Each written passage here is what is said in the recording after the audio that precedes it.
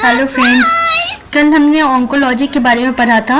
आज मैं उससे आगे पढ़ाने जा रही हूँ, बट एक बार अपन इसका रिव्यू कर लेते हैं।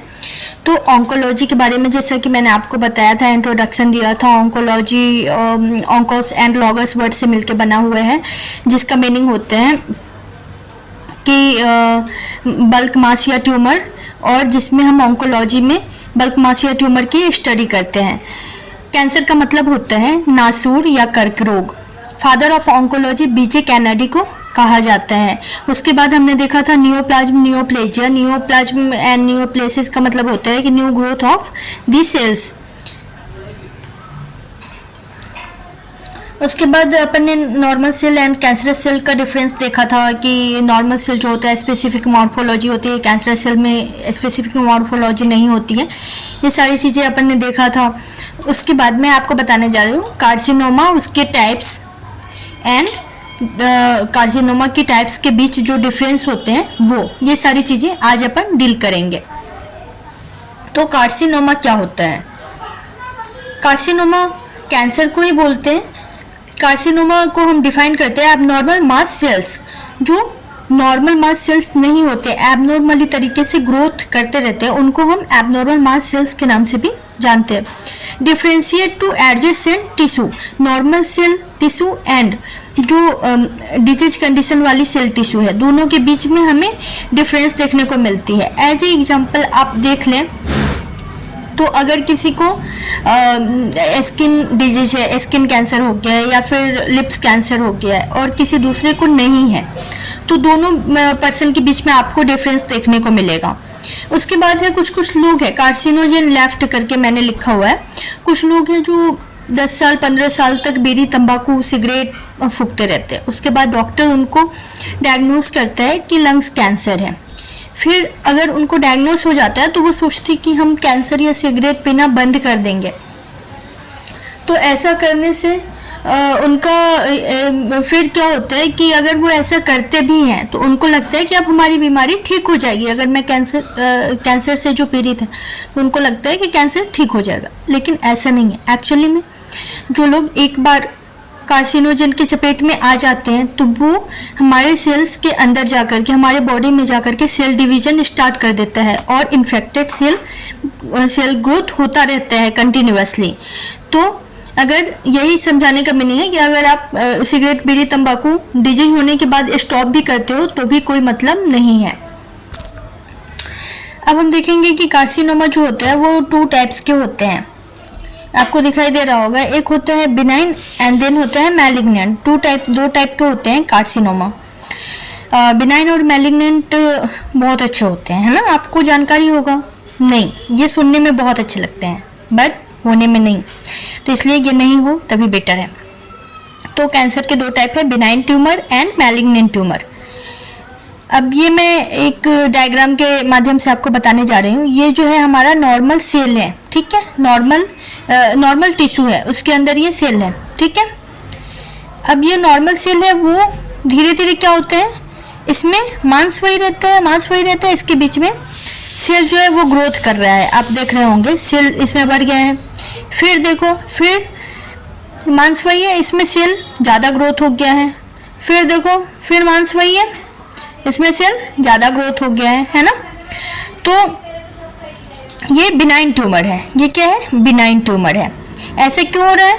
बिनाइन ट्यूमर में जो सबसे महत्वपूर्ण चीज़ है वो क्या है? बिनाइन ट्यूमर में एक निश्चित जगह पे होता है।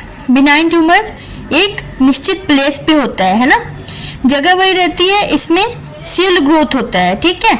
एक छोटी सी गांठ वगैरह ऐसे कहीं कहीं देखते होंगे बहुत सारे लोगों को बन जाता है। तो ये जो है ये बहुत ज़्यादा हार्मफुल नहीं होती है और ना ही ये इन्वेट्स होती है। इन्वेट्स में ये एक ऑर्गन से दूसरे ऑर्गन में नहीं फैलती है, ये एक जगह पे ही रहती है। सबसे मेन चीज़ जो है बिनाइन ट्यूमर की वो यही है कि वो इन्वेट्स नहीं होती है और ये कैप्सुलेटेड होती है। कैप्सुलेटेड मीन्स इसमें कवरिंग लेयर पाया जाता है। ये आप देख रहे होंगे, इनके कवरिंग लेयर है गोल गोल, ये कवरिंग लेयर पाई जाती है इनमें बिनाइन ट्यूमर में, जिसे कैप्सुलेटेड हम बोलते हैं, ठीक है? ये लेस हार्मफुल होता है, मतलब बहुत ज़्यादा हार्मफुल नहीं होता है। तो अब आपको हम मैलिग्नेंट ट्यूमर और बिनाइन ट्यूमर के बीच में डिफरेंस बताएंगे। ओके,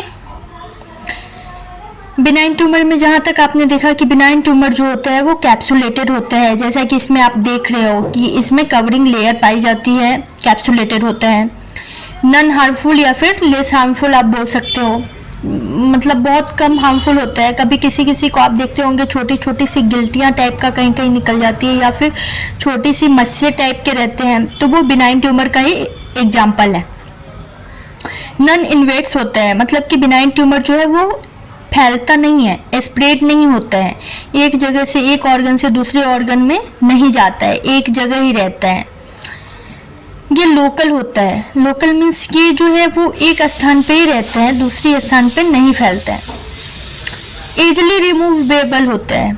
अगर आपको कहीं पे बिनाइन ट्यूमर दिख रहा है, छोटा सा गांठ या मस्से दिख रहा है, तो उसको आप इजी वे में रिमूव करवा सकते हो, बहुत ज़्यादा टफ नहीं होता है। Benign is more than malignant. हाँ, ये चीज़ बहुत ज़रूरी है। बिनाइन ट्यूमर जो है वो कभी भी लोगों में मैलिग्नेंट ट्यूमर से ज़्यादा देखा गया है। बिनाइन ट्यूमर मोस्टली लोगों को आप देखते होंगे मस्से होते हैं और छोटी मोटी गिल्टियाँ टाइप का निकली होती है हाथ वगैरह में, मतलब मांस के छोटे से, तो वो जो होते हैं वो गांठें वो इतनी ज़्यादा हार्मफुल नहीं होती है। मस्से वगैरह बहुत सारे लोग जो है वो निकलवाते भी नहीं है। तो बिनाइन ट्यूमर क्या है, बिनाइन ट्यूमर मैलिग्नेंट ट्यूमर से ज़्यादा पाई जाती है। नॉन इन्वेसिव होती है। प्रेशर और एडजेसेंट टिश्यू, ये क्या करती है, बिनाइन ट्यूमर प्रेशर प्रोवाइड करती है हमारे टिश्यू के ऊपर, क्योंकि ये एक जगह ही होती है, मूवे मतलब दूसरी ऑर्गन में फैलती नहीं है। तो एक जगह जो ये होती है, तो इसकी वजह से क्या होता है, इनके आसपास के जो टिश्यू है उस पर प्रेशर पड़ता है। ठीक है, तो ये अपन ने देखा बिनाइन ट्यूमर के बारे में। गाइस, जब हम बिनाइन ट्यूमर के बारे में समझ चुके हैं, अब मैलिग्नेंट ट्यूमर के बारे में बताने जा रहे हैं। मैलिग्नेंट ट्यूमर क्या होता है, अनकैप्सुलेटेड होता है, इनमें कोई कवरिंग लेयर नहीं पाया जाता है, ये फैलते रहते हैं, ये स्प्रेड होते हैं, इसलिए ये अनकैप्सुलेटेड होते हैं मैलिग्नेंट ट्यूमर का एग्जांपल हम आपको बता सकते हैं ब्लड क्या है, मैलिग्नेंट ट्यूमर है। ब्लड बिनाइन ट्यूमर में आ ही नहीं सकता है, क्योंकि ब्लड जो है वो अनकैप्सुलेटेड होता है। उसके बाद मैलिग्नेंट ट्यूमर जो होते हैं वो not in particular body parts, ये किसी पर्टिकुलर बॉडी पार्ट्स में एक जगह पे निश्चित जगह पे नहीं होते हैं, ये जो है वो स्प्रेड होते रहते हैं, ये एक ऑर्गन से दूसरे ऑर्गन से तीसरे ऑर्गन में भी फैल सकते हैं। Malignant tumour can invades any parts, वही कि ये कहीं पर भी फैल सकते हैं, कहीं पे भी स्प्रेड हो सकते हैं। More harmful, malignant tumour is the more harmful, ये क्या होते हैं, बहुत ज़्यादा हार्मफुल होते हैं। क्योंकि अगर आपको ब्लड कैंसर फर्स्ट स्टेज है तो ठीक है, फिर देन अगर सेकेंड स्टेज थर्ड स्टेज में पहुंच जाते हैं तो पेशेंट को बचाना बहुत ज़्यादा मुश्किल होता है और अंततः शायद नहीं बच पाते पेशेंट। मैलिग्नेंट ट्यूमर क्या होता है, इन्वेसिव होता है। इन्वेसिव मतलब कि आक्रामक तरीके से फैलना, मतलब बहुत जल्दी एक ऑर्गन से दूसरे ऑर्गन तीसरे, मतलब बहुत जल्दी स्प्रेड होते हैं इन्वेसिव तरीके से। जबकि इनके ऑपोजिट में हम बिनाइन ट्यूमर में देखें तो बिनाइन ट्यूमर नॉन इन्वेसिव होते हैं, ये इतना जल्दी नहीं फैलते हैं। ठीक है, वैसे भी ये स्प्रेड नहीं होते, लेकिन इनका साइज वगैरह जो ये होता है, सेल वगैरह ग्रोथ, तो ये इतना जल्दी नहीं होता है बिनाइन ट्यूमर में। लेकिन मैलिग्नेंट ट्यूमर जो है वो इन्वेसिव होते हैं, आक्रामक तरीके से फैलना, मतलब बहुत जल्दी ये फैलते रहते हैं। उसके बाद है not easy to remove, malignant tumour को easily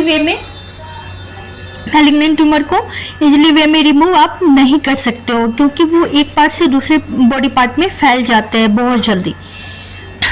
malignant not more than benign, malignant tumour जो है वो malignant tumour is less than benign.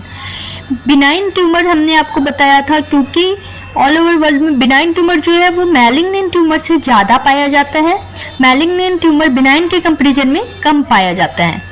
और pressure not provide in the body, malignant tumour क्या होता है, प्रेशर प्रोवाइड नहीं करती है, क्योंकि ये जो है वो एक पार्ट से, एक बॉडी पार्ट से दूसरे बॉडी पार्ट में, दूसरे बॉडी पार्ट से तीसरे बॉडी पार्ट ऐसे फैलती रहती है, तो वो हमें कहीं पर भी प्रेशराइज नहीं कर सकती है। लेकिन इसके अपोजिट में हमने देखा था कि बिनाइन ट्यूमर जो है वो प्रेशर प्रोवाइड करती है, क्योंकि वो एक बॉडी पार्ट एक जगह पे रहती है, तो उस वजह से वहाँ के आसपास के जो टिश्यू होते हैं उनमें प्रेशर प्रोवाइड होता है। तो आप समझ चुके होंगे।